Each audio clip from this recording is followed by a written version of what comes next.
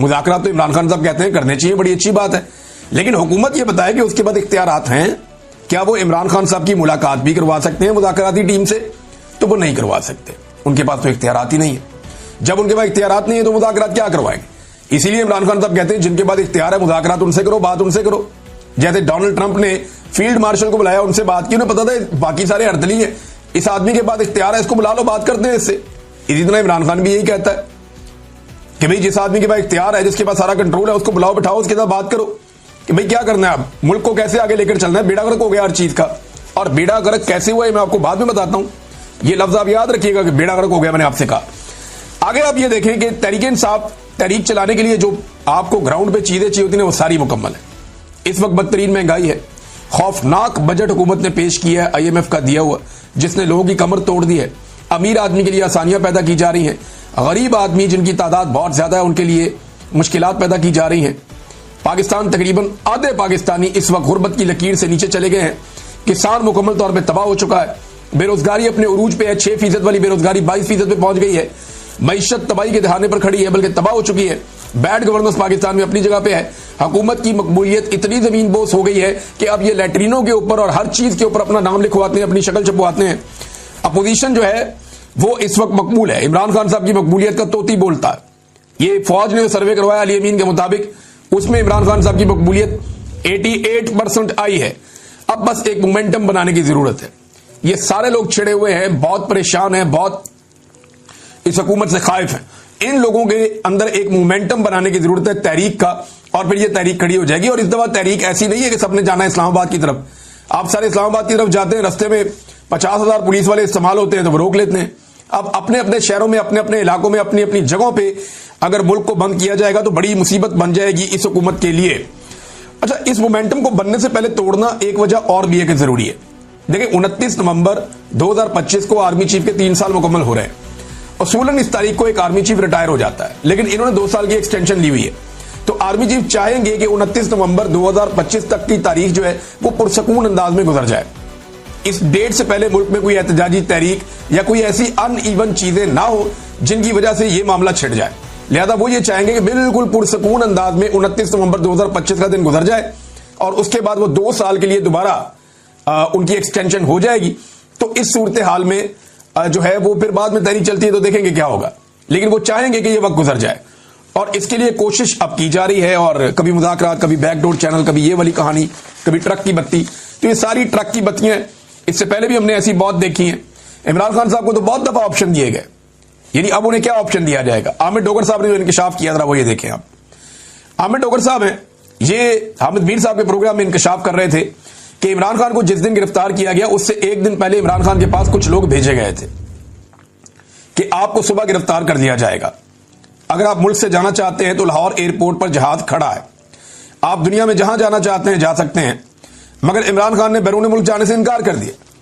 आमिर डोगर कहते हैं कि इमरान खान को बार बार मुल्क से बाहर जाने का कहा गया। जब वो जेल में चले गए तब भी उन्हें मुल्क से बाहर जाने का कहा गया।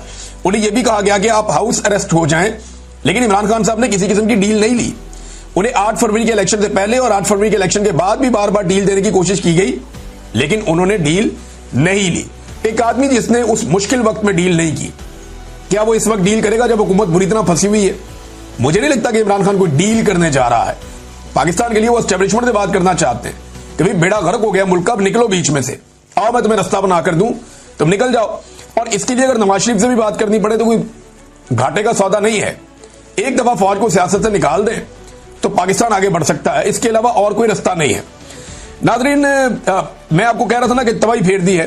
अब वो चीज मैं आपके सामने रखने जा रहा हूं कि किन चीजों को मैं ये कह रहा था कि बुरी तरह पाकिस्तान में तबाही फेरी गई है।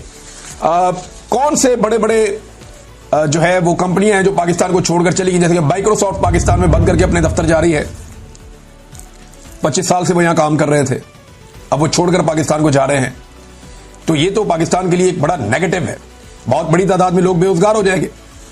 इसमें रिजवान गलज़ई साहब ने बड़ा अच्छा काम किया, उन्होंने एक रिपोर्ट तैयार की है, उसमें चंद उन बड़ी कंपनियों के नाम बताए हैं जो पाकिस्तान से अपना कारोबार बंद करके चले गए। शेल कंपनी अपने 77.42% जो शेयर्स है वो बेचकर जून 2023 में चली गई। पार्को पेट्रोलियम कंपनी अपने 50% शेयर्स बेचकर पाकिस्तान से चली गई। 2023 दिसंबर में टेलीनॉर पाकिस्तान भी बंद हो गया, चला गया पाकिस्तान से।